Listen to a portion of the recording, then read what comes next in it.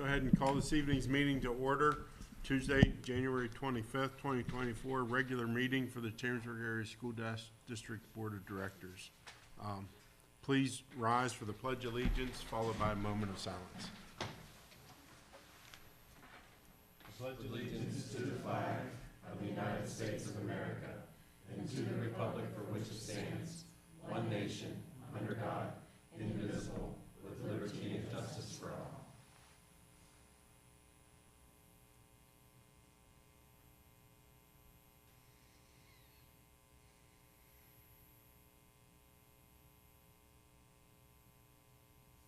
Thank you. For the members present and for those online, Mr. Raber is joining us remotely this evening. So good evening, Ben. I will try to remember to pause when it comes time to vote. So I know there is a lag in the voice delay. Prior to this evening's meeting, the board did meet in executive session to discuss safety and personnel matters, and we will return to executive session at the conclusion of this meeting also to continue those discussions on those topics. So with that, item 2.03, motion to approve and adopt the agenda for this evening's meeting. Move to approve. Second. Motion by Mr. McKee, second by Mr. Walker. Questions, additions, comments? All those in favor signify by saying aye. Aye. Opposed? Ayes have it, so moved. President's report, summer's here. If we didn't know it, last week's temperature would have reminded us all the hot days of summer are here. As I mentioned in the last meeting, but for the staff, the 250-day employees, it's nothing. It's not a summer break. Certainly for those folks and the administrators, there's a lot of work to do to get ready for the school year. So I appreciate their effort and while that goes on, and talked about the executive session earlier. The board is also planning another. It's a workshop, but it'll be a board retreat for goals and just good discussion for the board, and we're planning that for the end of July as well. 3.02, Superintendent's report. Thanks, Mr. Norcross. I want to thank all the staff working this summer for educational programming, whether it's extended school year, summer school, STEM camp, credit recovery. We do have a lot of staff that commit their summertime to provide those programs, so I do want to thank them and appreciate everybody's flexibility and making that work. The administrative team started to study the priorities from the surveys, from the teachers, the support staff, and the community, and we're working through what we can do to move forward on the 6 priorities. If you remember, those are English language learners, student behavior, special education for high need students, interventions for struggling students, school counselor and mental health expansion or reallocation, and then facilities. So those 6 areas were priorities from staff and community surveys. So we're moving forward on ones that we can act on this year, and then we're going to work on budgeting for ones for 25-26 school year. Speaking of budget, the state budget is still at an impasse. I anticipate it's going to be an impasse for a little while yet. But we are in really good shape. If we get no money, that would be sad, but we're still in good shape. If we get some money, we'll be a little happy. If we get substantial money, as indicated, we certainly can dream a little bit more about our future. 2 more items. The work, and I don't want to speak for Kurt or Mark, but the work at the end of the hallway here for that grant we received in the district admin wing. So the classrooms that we put in. So there's a lot of work being done to get that set up, as well as the county program at Lurgan for placements for students. And so there's just a lot of logistics. You just have no idea how many logistics go into setting up a program that's not in a school. So a lot of things to think about, but I do appreciate everyone's work to get those seats up and available for students this fall. I do want to highlight at the last meeting, I failed to mention the board preliminary approved, but also formally approved the NJROTC program being available to all the county schools, including Shippensburg. So I just want, if Amber South from the Public Opinion reads or listens to to the board meeting that she reports that it's such a popular and well-done program that many schools wanted to send their students here, and we were able to set that up for county students to come here. It's limited for them, but at least it's some students who are interested. And I do want to thank our teaching staff who were open to the idea from day one. You don't always get that. They said, yep, sure, we have room, we'll take the students here, let's figure out how to do that. So the county came together to provide that as now a countywide NJROTC program. So we're excited to see some of those students. We'll certainly get the best of the best from all the schools and have an even better program when we're done. Last item, I do want to thank the board from this past budget for allocating resources for English language learners. So we're in the process of hiring 3 staff members, some support staff, and exploring a education engagement center downtown. We are working feverishly to get that center logistics set up. Downtown, we don't have anything formal approved yet, but we do appreciate the staff and our discussions about ELL programming. Interestingly enough, this summer, we gave administrators lots of options to do professional development. Many are learning Spanish, myself included. So I think because of your focus around ELLs, your ability to allocate resources, the staff automatically responds with, okay, how can we help? And many of them just want to be able to speak basic language in Spanish, and they're learning Spanish. So I will say this, as a really difficult second language of Spanish for me, I am not very good at it. My wife is very critical of my dialect because I have none, but I've been enjoying the practice, and she's enjoying the entertainment at home as I try to speak Spanish. But I think it's an testament to the board's effort and focus, and when you do that, the staff responds, and so people are learning Spanish. So thank you for that. That concludes my report. Oh, I have one more item. Mark and Kurt do have a few updates related to agenda items on ATSI, TSI, and our four schools. So they've been prepping with some basic information about those 4 schools we're working on getting out of targeted assistance or a watch list, and they want to highlight a few things. One of the items is an agenda item tonight, so let's get this started now, so when we get to the agenda item, we can move it along. So Mark or Kurt, you can go first. Sure, I'll go first since it's the agenda item on the ATSI. So let me just... Dr. Long, just one moment. I hope that you treat your wife to dinner as she tutors you in your second language. Yeah. She speaks Spanish and Japanese, so she's very good at what she You does. have a very good tutor. Ooh. Sorry, Dr. No, you're fine. So the agenda items on ATSI for the high school. I did want to bring out the 3 designations from the state. The lowest designation is TSI, and it is on. What number is that? I'm sorry. Agenda item. Oh, It's going to be in the 7s, right? 7s. It's 7.01. thank you. Okay. I thought you were telling me my mic was off. Sorry. You weren't coming through. So the 3 designations by the state are TSI is the lowest. That is a 1-year designation. And then once you get past that and you're still needing assistance, it goes to ATSI, which stands for Additional Targeted Support. If you stay on that and you still need assistance, then you go to CSI, which stands for Comprehensive Support and Improvement. When we first got put on this in 2018, that came with funding as well to assist us with the IU, with some other trainings that we incorporated, and also just figuring out what to do with the state as far as the logistics they wanted us to follow. So during that time, we were building a plan. Some of the items that we have in the current plan were built in the first plan, but that C word got in the way in that 1 year. The COVID got in the way. So we extended that through the second 3 years. But right now, they are continuing to create and implement common assessment work in all 4 core contents. They have done an awful lot of work with the common assessment because they want to be able to give that a couple times throughout the year in order to give a benchmark of how the students are learning. They also are looking at training elective teachers for the Universal Design for Learning, which is proactive strategy to help all students.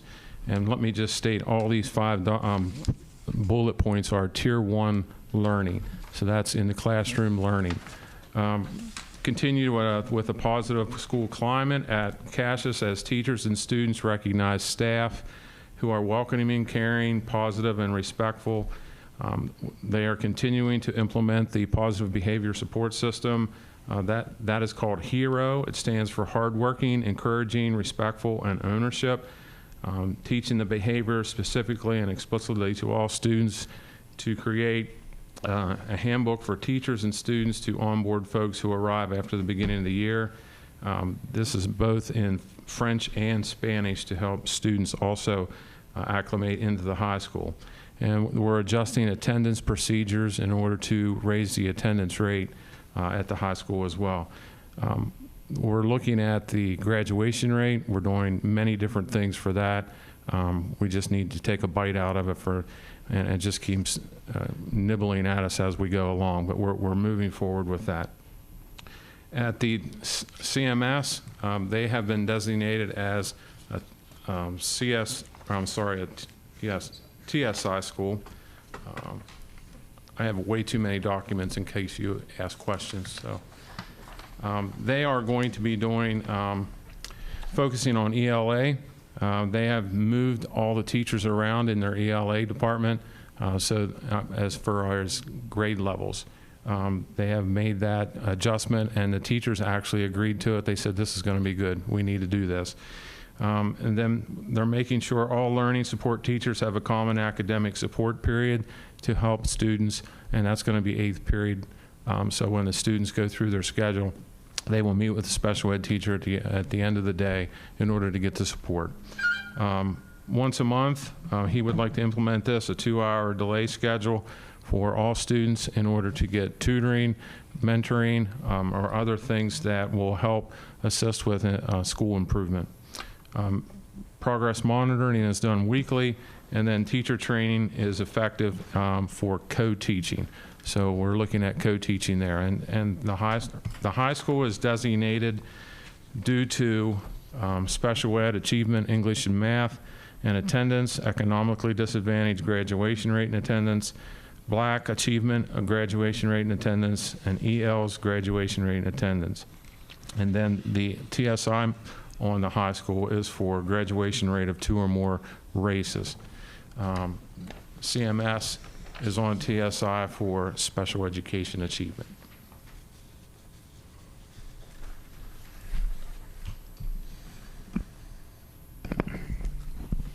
And at Buchanan, Go ahead. Excuse me, any questions for Dr. Long? Do you want to do questions now, or do you want to let him, just bring it, any questions for Dr. Long?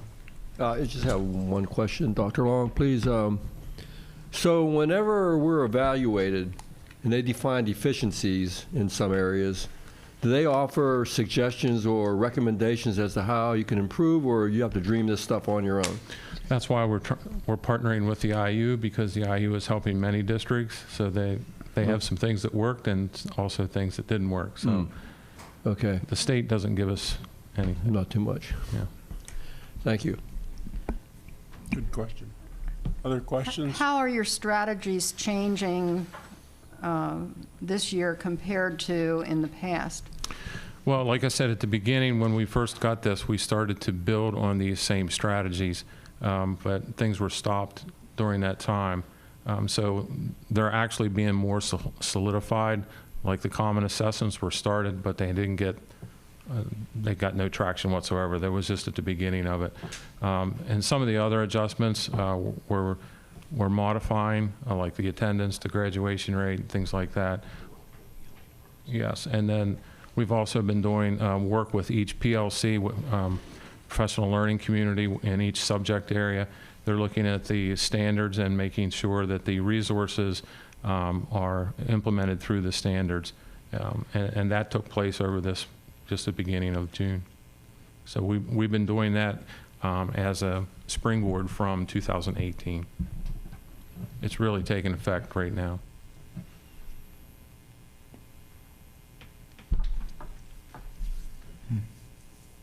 So the COVID derailed this It did. pretty strongly. It did. Or is there any consideration that's being taken with that, or is that because I don't know, is the level they say no, this has to be this, and it doesn't matter what came along, or is it? The only thing that they did for us is they didn't take any scores from us for that 1 year. So it still was on a 3-year pattern, so they took the scores of 2 years. And then as they saw the data from when we came out of COVID and into the first year, that's how we got placed on it again. They have not adjusted the data points at all. Right. So that leaves us in a somewhat of a deficit to begin with. I mean, we're already kind of hurt, but then, yeah. Yes. Right. I think from my view, coming in strategically, it would probably be the last year we use the IU to this level as we try to build our own supports with Yes. our former department chairs. We're going to call them something else. We don't have any of those in the district, so I think we fall short with implementation to a degree when it's from just one person to a large group.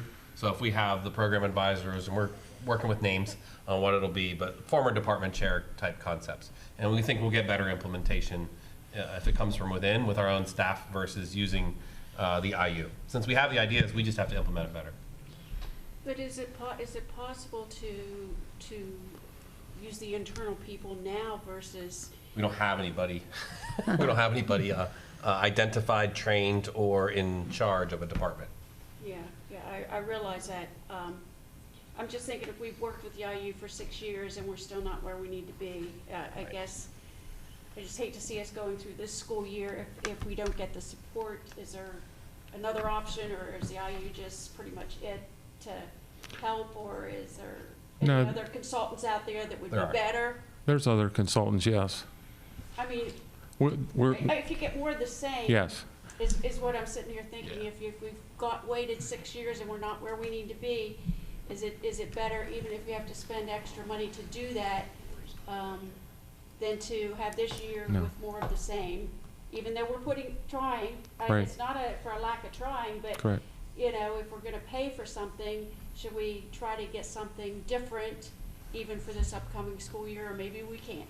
Maybe we can't. But when I saw that 6 years and we've worked with the IU for 6 years and we're not where we need to be, is there another option for other consultants to help us?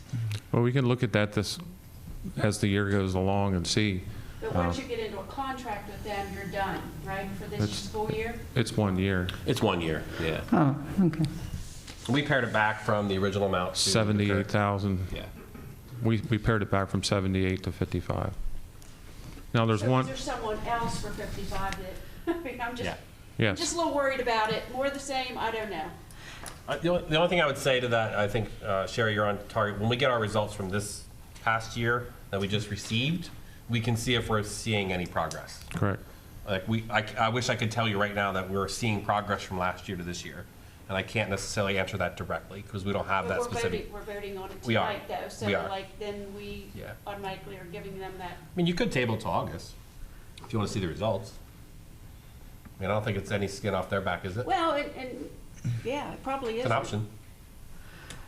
How are parents involved or aware of this issue? If I was digging, trying to understand it myself, you know, do parents understand the problem that their children are having, what the criteria are that we're dealing with and so on? Is there involvement with parental? On the team, that's a great question. On the team that they have, parents are invited. I know that they have 5 or 6 invitations to parents, and we got 2 parents that usually come to those. But as a whole, with 2,300 students, I would highly doubt that the majority knows what we're trying to do. I mean, even though that the newsletters go out each week or every other week, very few people probably read them. I guess my question is, to Sherry's point, if you decide that there's other available entities that can help you with that, is trying to seek one of them out, I mean, how much more effort is that on your part? Does that delay what you're trying to do at this point? Does it, would it do more harm than good for you to start looking into that?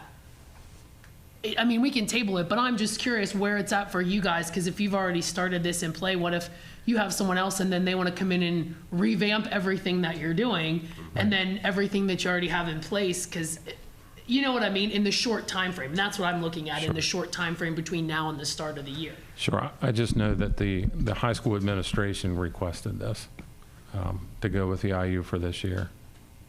Are they aware of other options, though? That's the other thing. I don't know if they've, and I'm being honest, I don't know if they've even investigated other options. Mark, is there anything for the ninth grade academy and block scheduling also in the IU plan? There is. Okay. There's $20,000 worth of training for that. So part of that money is being used for future development of prevention programs That's correct. and a change in schedule, not necessarily specifically targeted for the specific reasons you're on. That's correct. It's more of a larger, okay. That's correct. So you're looking to have them trained on block scheduling? Yes, we're looking at moving to block scheduling, not this coming year, but the following year. Yeah, they're studying it. That was part of the discussion. That's the first I've heard of that. Yeah. They're studying that and a ninth grade academy as systemic solutions to some of their problems. So would it be better to table this until we get the results back? If we don't know if maybe this thing is moving, maybe there's been some improvement, market improvement, before we maybe decide on something that.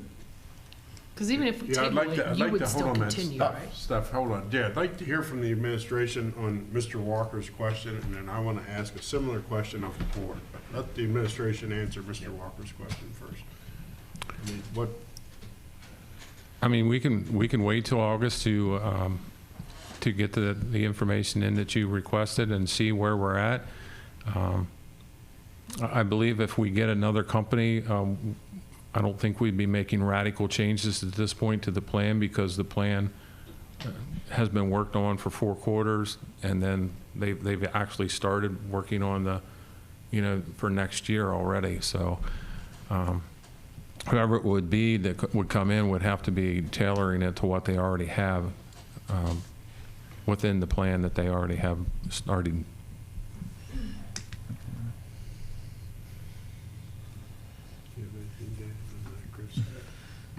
is my similar question, and I'll ask this of the board before we get into the actual consent agenda items.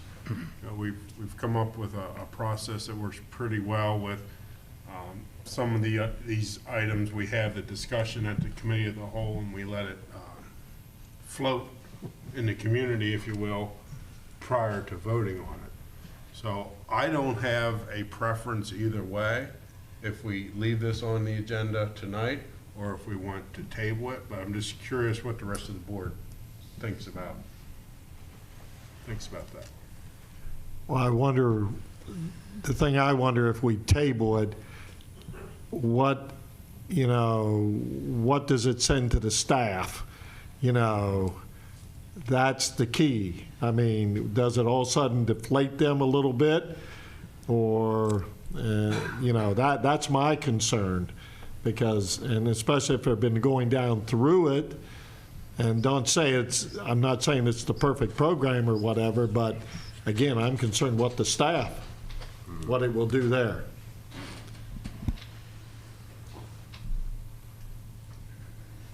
Which, yeah, and I appreciate that comment, Mr. McGee, which is why and Ms. Harbaugh, I didn't mean to interrupt you earlier, but that's why I appreciate Mr. Walker's question. I wanted the administration to answer that before we. Yep. So, I mean, from the administration, is it detrimental, or does it make it harder or more difficult to wait a month? Or I think what I'm hearing from Mr. Walker's question, what Mr. McKee just said, is like to hear from the administration. We don't want to do anything detrimental, to use Mr. McKee's word. Yeah, I can comment. There is. I kind of feel like you, Mr. Norcross, that kind of 6 of one, half dozen the other, but I guess I would look to the district leadership to make a decision. The other alternative would be we'd go back and look at the funds. Now, remind me, the 70,000 mark, is that district funds or is ESSER's funds district funds? So the alternative would be to move forward sooner than planned on the former department chair, now program supervisor type idea. So we could use the same funds to move that direction, which would put stipend people in place in charge of departments, which is where we were headed. So I was holding off on those until we were more comprehensive of a plan with the budget overall. But that would be an alternative. If we didn't, we'd start going down that path. That's what I would recommend anyway, because that's where we were headed after this budget. That also gives those people ownership and it brings them to a different level of working through. And it's something that this district hasn't had for a long time and is desperately needed, is these department chairs. And I think that would be wonderful. I guess I'm a little taken back, and maybe I've missed something along the way. When you're saying some of the trainings going into looking at block scheduling or training teachers for block scheduling, I don't know that we're even near that point, because the board hasn't even had discussions on that. That is a major, major change to the educational delivery. And so I'm a little concerned that we would even be training teachers on something we haven't made a decision on. It is a change, but we do have block scheduling at the magnet school, so it's actually aligning all of our students on a similar pathway if we... Right, but I think we also have to look at the strengths and weaknesses of both platforms, because that works at the magnet school, it doesn't necessarily mean that's the best thing for the high school. So, but anyway, I understand where you're coming from. That's already in block scheduling, but there's a totally different delivery system there than what's at the high school at this point, and there's strengths and weaknesses to both systems. I think our strategic reason to look at it was the ability for students from the high school or the magnet school to go to the Career Tech Center. By aligning those schedules, it makes it easier for all the things that we struggle with the two schools being so different, early graduation to maximizing a person's schedule at all locations. So there are strategic reasons we're looking at it, and this is part of the process, I think. Right, and there's also value in a student sitting in that double session. Your ADHD kids really struggle with that. There's kids that really struggle with being in one class for that length of time, and so academically and for the child and their progress, it's not always best for a kid to be in that classroom for that long. And there's also some real drawbacks on sometimes homework gets given instead of instruction, because they do instruction in the beginning and then they turn the period into a homework session, and that's not always what the kids need as well. So it's a big thing to change an entire high school to block scheduling. There's a lot of discussion that needs to go into that. Just another comment on this block scheduling discussion. Be careful the message that goes out on audio. We're not training staff necessarily specifically how to do block scheduling with this. It's how you would do it if the board were to decide. And so I know it's a push-pull maybe in the sense where it throws the concept and idea out for more feedback, but it's not saying that the board is even going, or administration is even going to want to go down the road. It would be a preface if we did want to go down the road, but it's not saying we are going there. Is that an accurate? Well, and I think as a board, we're going to approve what is presented as the best option. And if you haven't explored more than one option, then the only option that you're going to approve is what you've been doing all along. And so I think that it's valuable to be exploring whether it be block scheduling for all, or whether it be a little of this and a little of that in the same building. I'm not sure, I'm certainly not an education expert by any means, but I do a lot of reading, and it's my understanding that you can have a blended type of approach, and those that need for a particular reason to be in one category would be in that category, and there would be an option available for somebody who, whether it was the ADHD student or whether it was whatever the need was. So I think that we have been so accustomed to status quo in this district, and what we've done in the past is what we're going to do in the future. And I think we're trying to get out of that mold. And you can't get out of that mold without exploring other possibilities.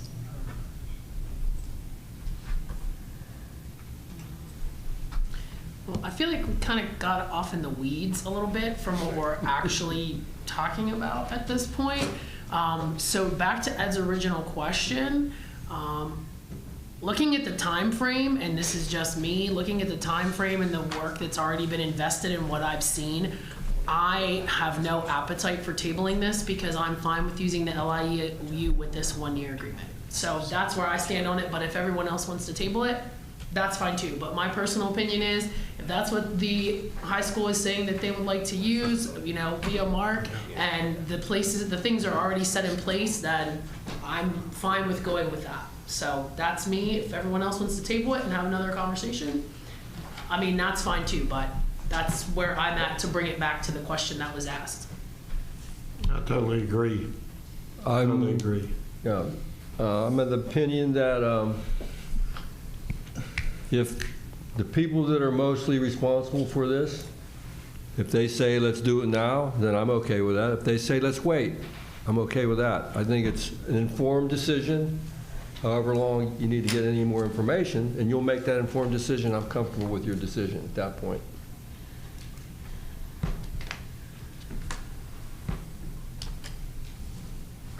Yeah. Ben, any questions, thoughts, comments?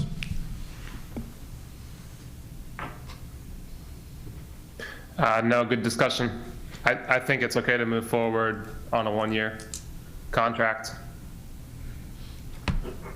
I'm looking forward to Kurt's review of the elementary because I think that we are focusing on a problem in the high school that has developed from kindergarten on. And until we look at the original deficit possibly, and everybody knows how passionate I am about attendance, and that's one of the criteria that is on this. And if we're neglecting the early stages of the problem, we're going to continue 6 more years of high school problems. We've got to figure out how to, and so go ahead, Kurt.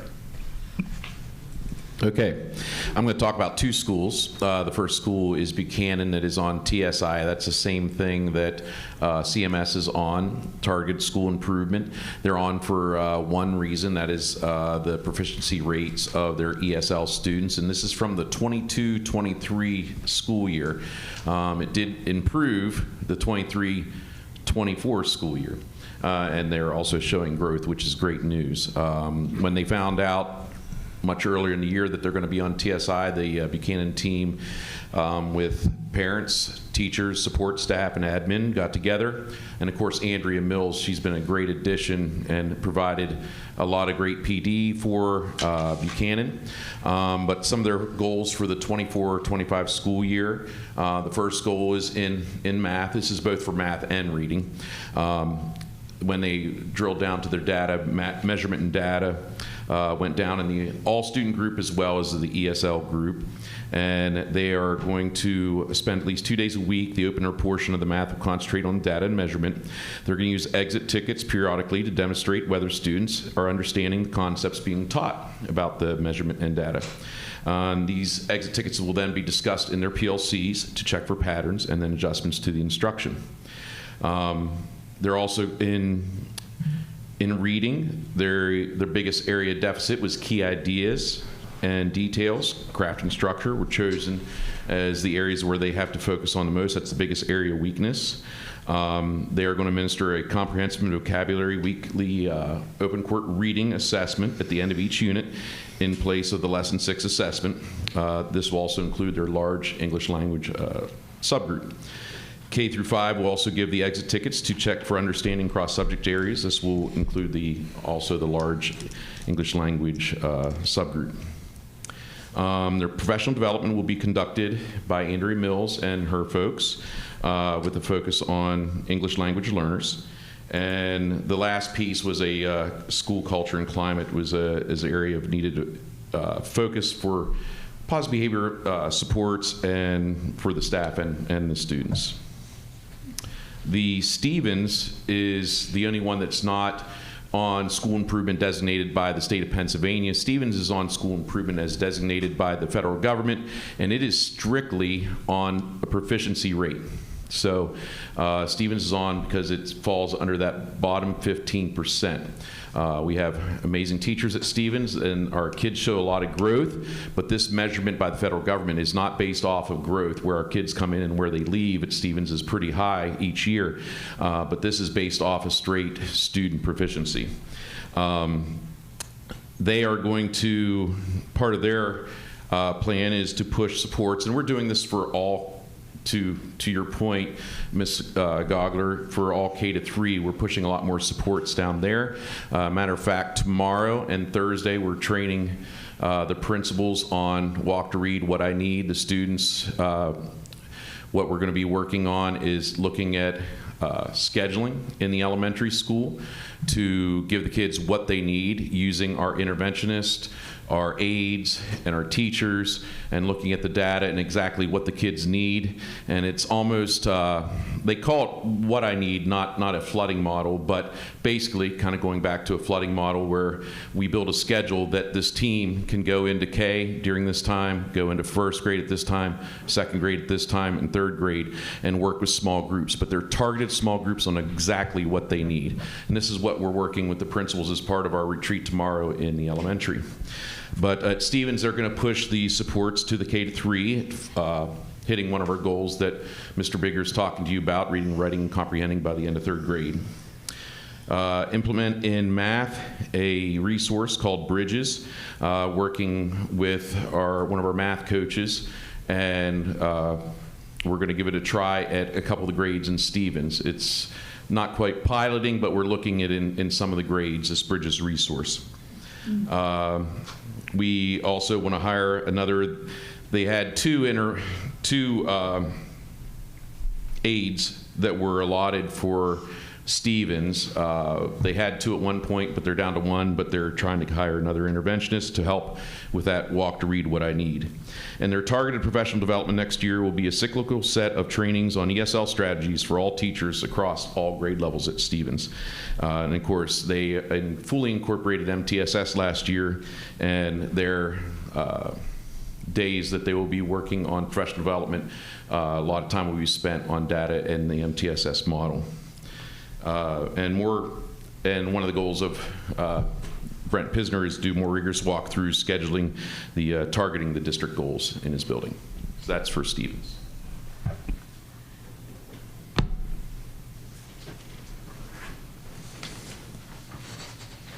Any questions for Mr. Widman?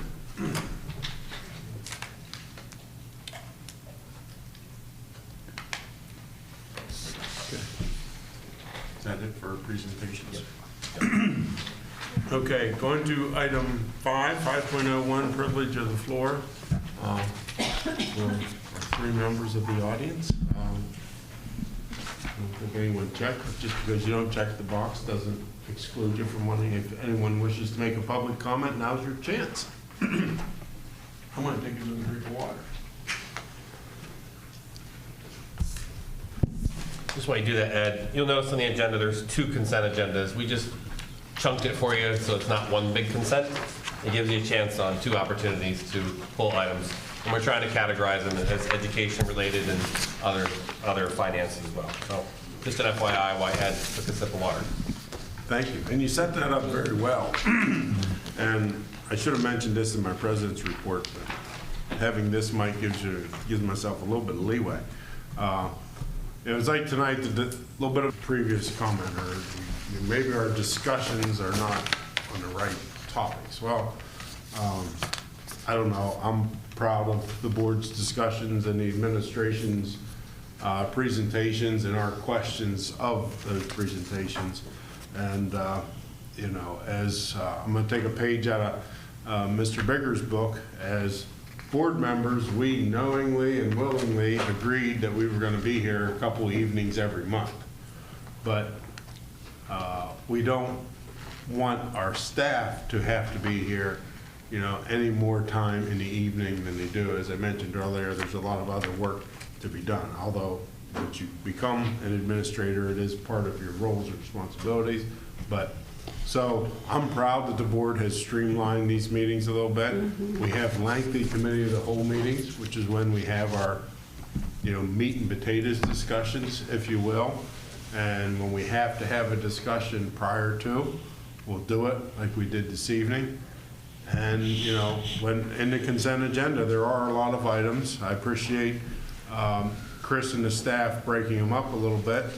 And if you notice, you know, the asterisks are items that have, you know, maybe changed a little bit since added to or changed since the committee of the whole. So there's, to any board member, there is nothing wrong with requesting an item be pulled from the consent agenda and voted on separately. We would still vote on it, it just wouldn't be voted in the mass with the other, you know, 21 items in the 6s and the other 23 items in the 7s. So just wanted to make that comment. So with that, in the 6th group on consent agenda, are there any items that a board member would like to have pulled? And it's not being pulled from the agenda. It would be just pulled from the block of voting, and then we would vote on it separately, which is also an opportunity to have additional discussions or comments if any board member so chose. So is there any items in the 6s that 6.01 through 6.21 that a board member would like to have a separate vote on, or an individual vote on? Yes. Okay, and that number's? Mr. President, I have 3 items. Okay. 6.07, 6.13, 6.21, please. Okay. Any other items? What were those again? I'm sorry. 6.07, 6.13, and 6.21.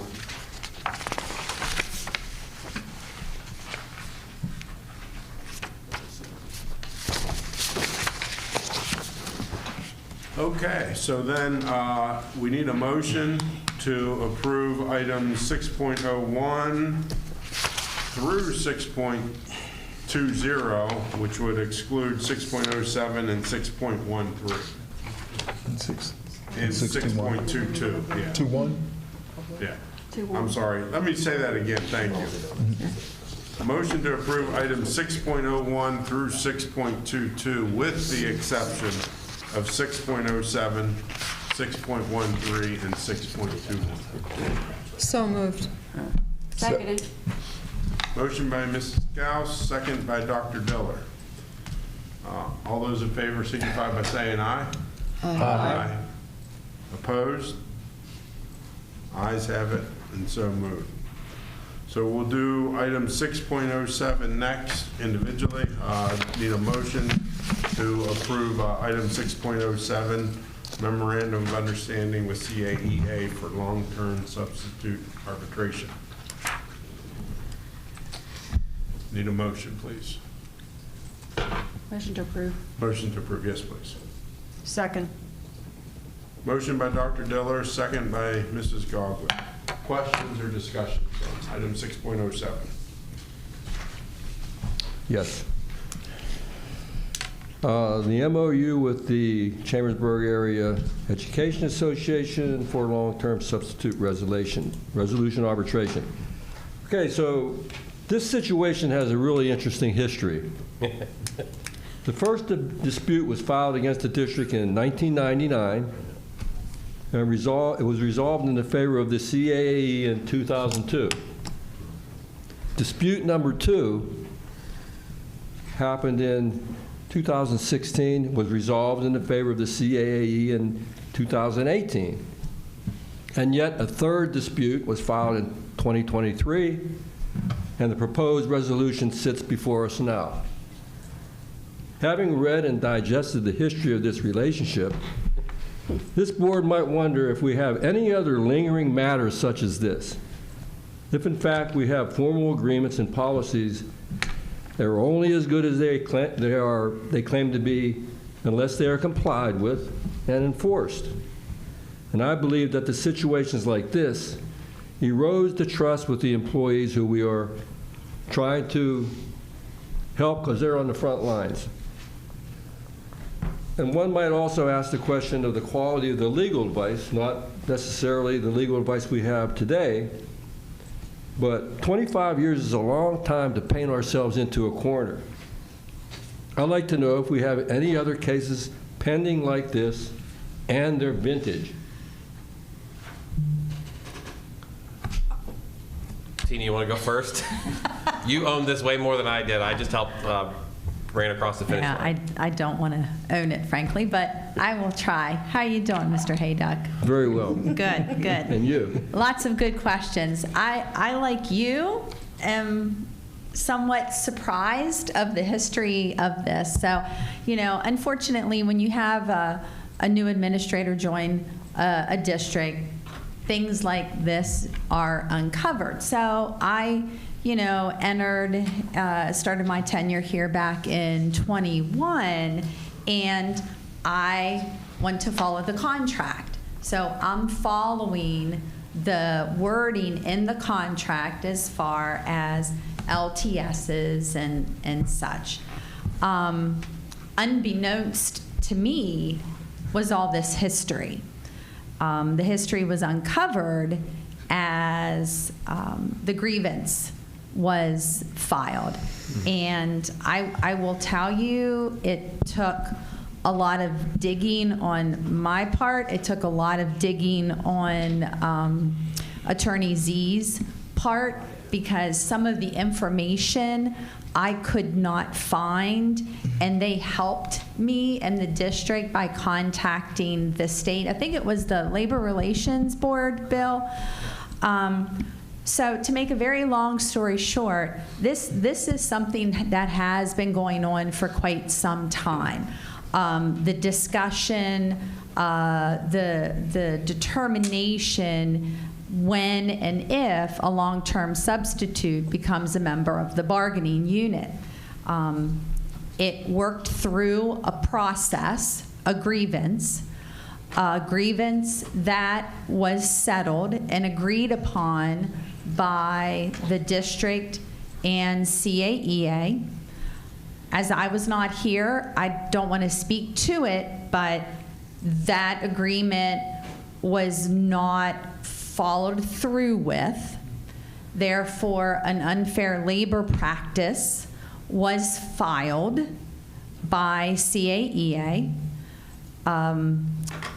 Representatives from CAEA and the district went to, I believe, a mediation June of that particular year in an attempt to get it resolved before the actual hearing happened in front of the Labor Relations Board. An agreement was reached, and it was reached through an MOU, a Memorandum of Understanding. Again, all before my time.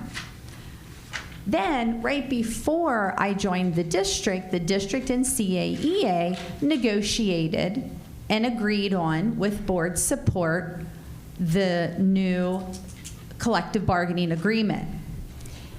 My understanding and practice has always been, if there are any MOUs that were created and agreed upon during an agreement, they become null and void unless they become part of the new collective bargaining agreement. Does that make sense? Yeah.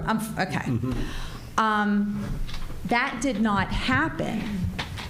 And there's language in the current collective bargaining agreement that clearly states that long-term substitutes are excluded from being members of the collective bargaining unit.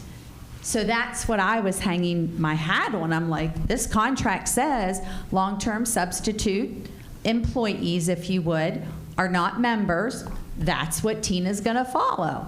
I understand that there was an MOU, but that MOU language was not incorporated.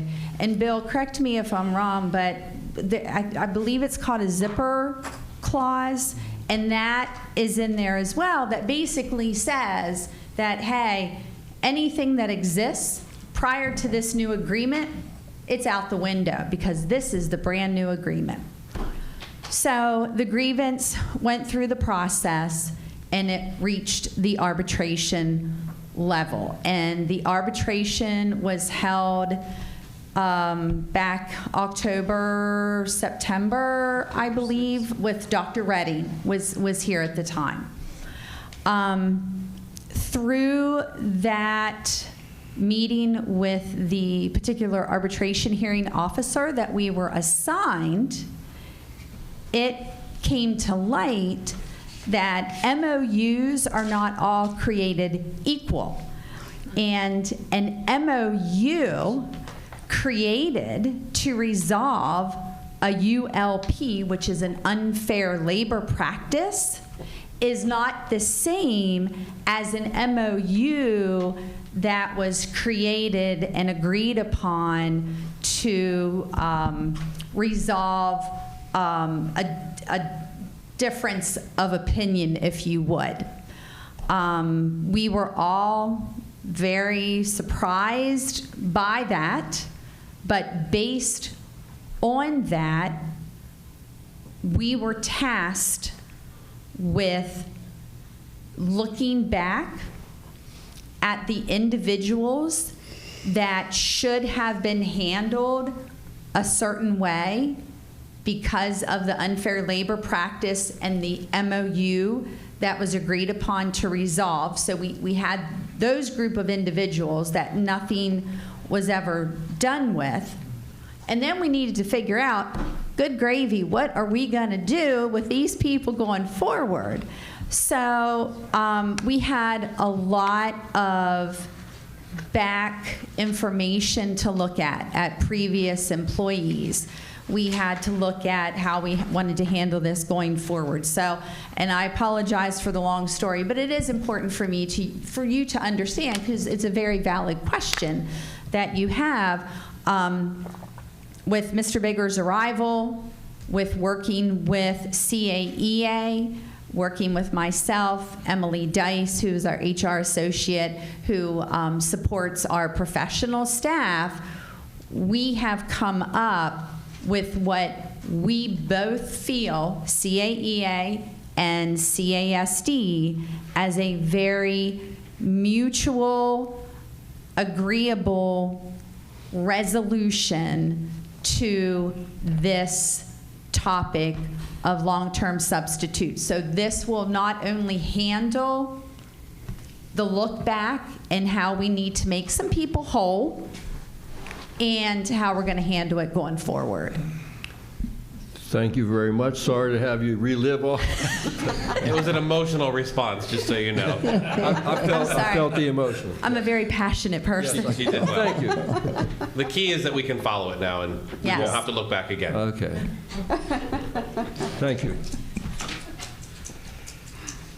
Any other questions for 6.07? Thanks for that clarity. That, wow. I realize it's pretty deep. All those in favor signify by saying aye. Aye.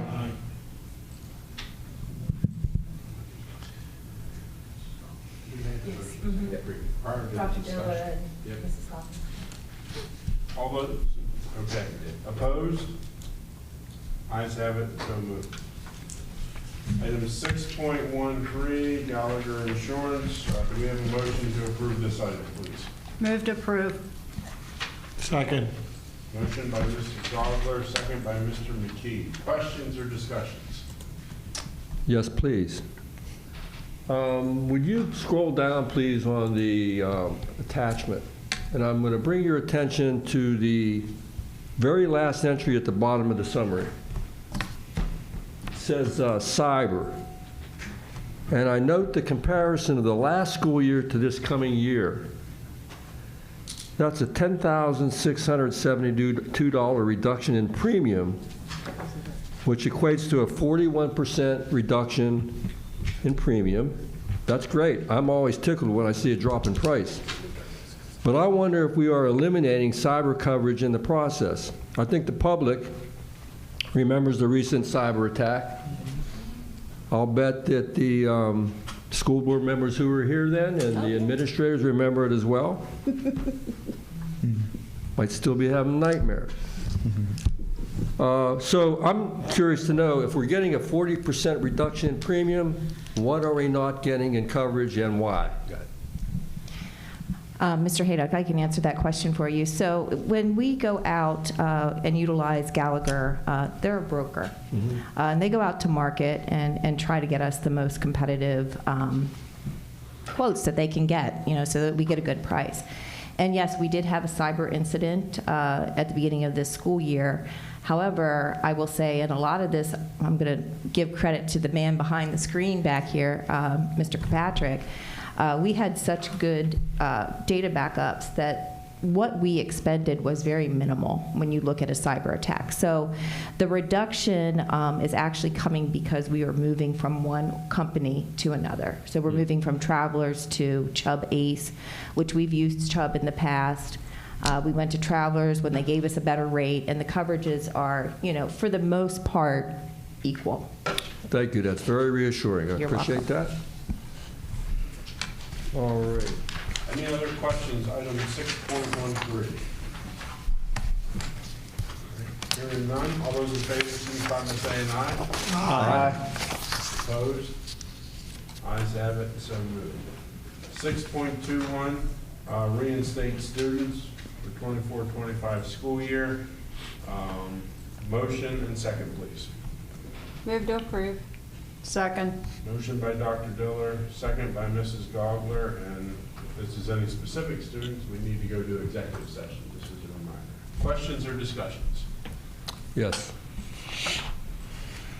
If I'm not mistaken, every one of these students who's asking for a reinstatement presents called a testimonial.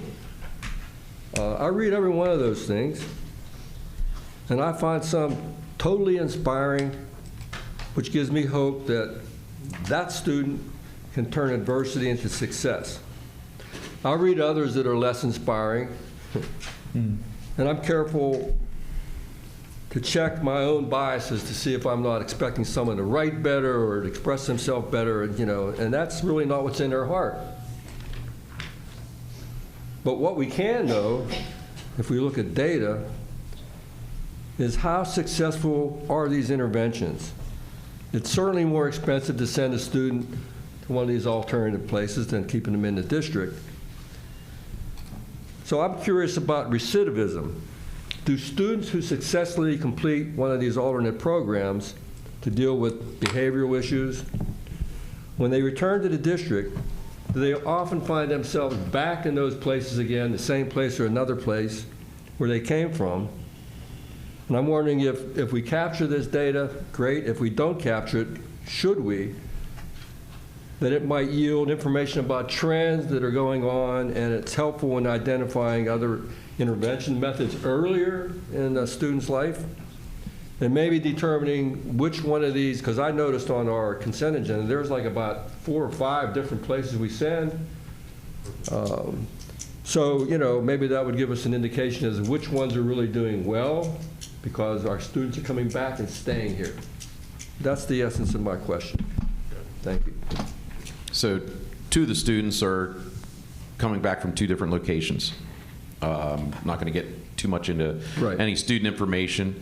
Are we 100% successful when they come back, whether they need to go back? The answer to that is no.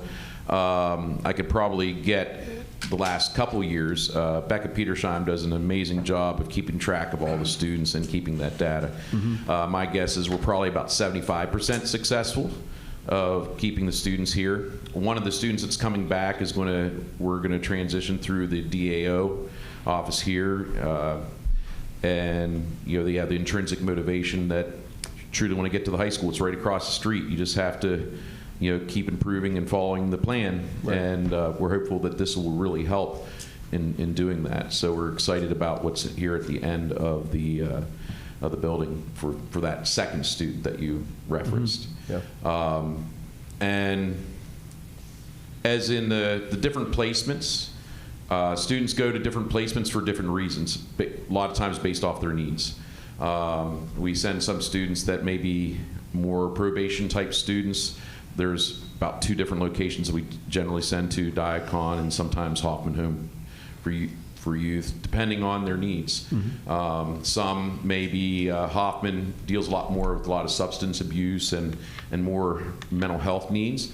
The one great thing about all the locations that we send students to, it's much smaller, and there's always a lot of social skills and a lot more guidance that in therapy that the kids are getting more, much smaller ratio, so they get to get that weekly and really take a look at. And I think I agree, these 2 things that you read were really well written, in my opinion, and I've seen some that aren't, but I thought these were really well written and heartfelt. So for some of the students, they do realize that they have goals that they want, where they want to get to. So I don't know if I completely answer your question, but I can find out more on the data, because Becca, at least for the last 3 years of her being in that job, she does an amazing job with tracking all the data of our students. No, I was just curious to know if you're taking a look at it. Thank you very much. Any other questions? Item 6.21. Piggyback off of that just a little bit. According to NoKidsInPrison.org, the daily cost of incarcerating youth is about $588 a day, as opposed to $75 a day for kind of wraparound services and whatnot. So bringing these kids back and keeping them, on this side of education and keeping them out of the prison system and everything that they, we may not even see the cost, if we don't do the right thing until it's later on down the road and we're wondering why our taxes and everything else are going up. So. Any other questions? Okay, hearing none, all those in favor signify by saying aye. Aye. Opposed? Ayes have it, so moved. Education and service consent agenda items. Need a motion to approve item 7.01. Whoa, back up. Are there any items between 7.01 and 7.24 that anyone would like to discuss or have more questions on? We would do those individually. I'd like to request that 701 be voted on separately. Okay. Any other items? Okay, then need a motion to approve items 7.02 through 7.24, please. So moved. Second. Motion by Mr. Walker, second by Mr. Hayden. All those in favor signify by saying aye. Aye. Opposed? Ayes have it, so moved. We'll go back to 7.01. Before we get into any more questions, discussions, need a motion and second, please. Move to approve. Second. Motion by Mrs. Gosler, second by Mr. Walker. Questions, discussions, 7.01. Well, I know we've already been discussing this, but I guess, Mr. Baker, I'm just been sitting here thinking about it. If you need that additional year, then I'm fine with that. If you feel we can move ahead with the department chairs, I would be fine with that too. So, I want to support you in what what's needed to be done here. If you think it's too quick and we need the additional year, then, you know, I understand that. I think just based on the feedback that I'm hearing, we'll look at it again to see if we might be able to split this in half and do both to move forward. So we'll see and look at the training specifically just from your feedback. Or So, even if we started certain departments. Yeah. I know we had Correct. the IU come in and do the comprehensive plan, and I was really worried about Right. how the comprehensive plan went, Yeah. and I didn't feel it went well, and, you know, it's $55,000, and it's like, so, you know, I just want what's best. Appreciate So, that. and if you just, I want to put it in your hands on that, and, you know. Appreciate that. Well, and I think I heard Dr. Long say that he wasn't sure that the high school administration had even given any thought to anything other than the IU. And so if you don't know that there's another option, I think that it might be worth pulling back just to allow for a little more exploration. I'm not saying that the end result will not be approval. But I think that a delay seems reasonable. I guess it's what you feel, knowing what you know. And sometimes there's certain departments, when I'm hearing that, like our common assessments, we haven't done that yet. I mean, that's been around for a very long time. So there's certain things that we could be working on, and I'm just... As I said before, I'm anxiously awaiting the results of our data to make a better decision on the pattern over time. Are we getting better? I did hear Mr. Widman say at Buchanan, our ELL did improve from last year, 2022 to 2023 to 2024, right? You preliminarily looked at that and you're able to say that. 22, 23, then 23, 24. Right, so you're seeing positive direction. I just can't answer to you to the specifics of that plan if it's going in the right direction or not. And so I'm having a hard time voting for something that maybe we need to reconfigure based on the data, whatever. So, But I'd be more opinionated if I had that I want to be specific. supportive either way. So if we want to vote on it, that's fine. I'll go along with that if you need the year. But if there's a better way of doing it, or I'm okay with that too. I just want to make sure that tabling it is not in any way hindering what you guys are working on at this point, because I don't want to make a decision because there are still things in place. Because the way it is, and correct me if I'm wrong, Mark, since you don't like it when I call you Dr. Long. I've been scolded a few times on that. But you said that even if you would get another source, they would be more apt to conform to what you already have in place. At this point, yes. At this point. Mark, let me ask you a question. Is any of the plan for the first in-service days in August that you're aware of? Because that would be the only deterrent to a delay, would be if they're coming in for the first couple in-service days of the school year with the high school staff. I don't believe so, because there's not enough time to get all that in. So I do know that they have their professional development plan for most of the year based off of Which is later in September through the rest of the year. That's correct. So it wouldn't be deterring you in any way at this point, to your knowledge, if we, I'm assuming to table it until August? It's fine. Okay. I don't see any objection to that if there's no in-service day requirement for opening. But I do want to support it. I know you need help. Just a comment for all board members, and I'll share it, because I just had that phone a friend sitting to my right. So if the board wanted to table this, it would take a motion and a second. Once that second is made, then we're not debating the motion to table. So if you want to discuss this item, I guess do it before, maybe there's a motion and a second. Well, it sounds to me, and this is just me gathering all the information, that if we table it, then in August, we should have more data to know whether this is a good plan or whether we need to be looking at something else or whether we need to split the baby, so to speak. Right. And I'm all for getting as much information as possible to make as an informed decision as possible. And if it's not going to be of any detriment to you guys, I'm in for that tabling until August. So I understood that correctly? Okay. Make the motion. I'm the newbie here. I'm just trying to make sure that I'm grasping it as much as possible. Well, and you guys are asking the right questions about, will it hurt us? Is it strategic? Is delay good or bad? Like, you're asking all the right questions. So thank you for asking all the right questions. Yeah, and I think that's something you don't know. It's to use the term, it's a crapshoot. Right. Yeah, you know. So, well, no, it's not the way you think about it. So, you know, I just, you know, and I agree. You find out what you can, but again, you don't know. But again, does it hurt overall? What the morale of the staff is. Well, there's this saying that if you don't know what to do, you need to know what to do. And I think that what we're doing is allowing that know what to do by August. Well, And also for the staff to know and hear the discussion that we do want to support them. Oh, and they absolutely. need support, and I totally get that. And so we want to support the teachers. so if that's the case, then I will make a motion to table this item until the August meeting. Second.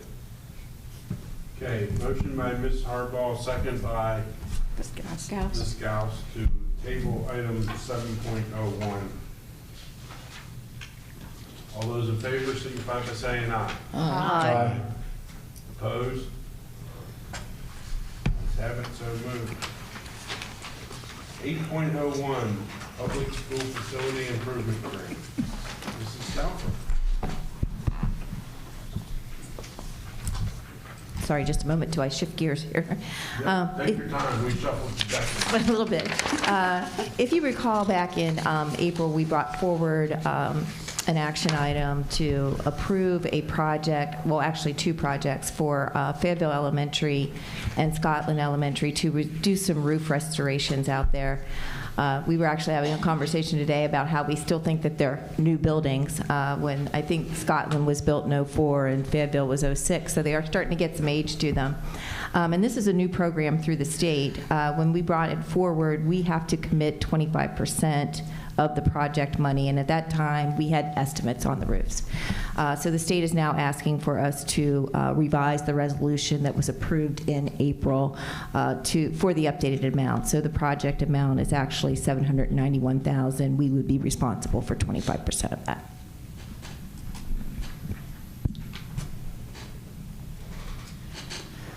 Move to approve. Second. Motion by Mrs. Gogler, second by Dr. Diller. Questions or discussion? Hearing none, we'll vote on item 8.01. All those in favor signify by saying aye. Aye. Opposed? Ayes have it. So moved. Just one quick comment back to my report. Sorry for the delay. I do want to thank CAEA administration and board for working together on the grievances. We had quite a few MOUs, not to mention the one you brought up, but there's other ones on there to make all the other programs work. And I do want to thank everybody for their time, energy, and effort to get to those resolutions. It's not easy and it's time intensive, so thanks to all for wanting to work together. Well, I think that reflects an improvement in the climate of the district. We've been talking about climate, and I think that we're seeing that improvement in the working relationship. Hope to see it continue. Okay, thank you. Item 9.01, policy and legislation, second reading of policy 903, public comments in board meetings. Motion and second, please. Move to approve. Second. Motion by Dr. Diller, second by Mrs. Hardball. Questions, discussions, comments? Hearing none, we'll go ahead and vote. All those in favor signify by saying aye. Aye. Opposed? Ayes have it, and so moved.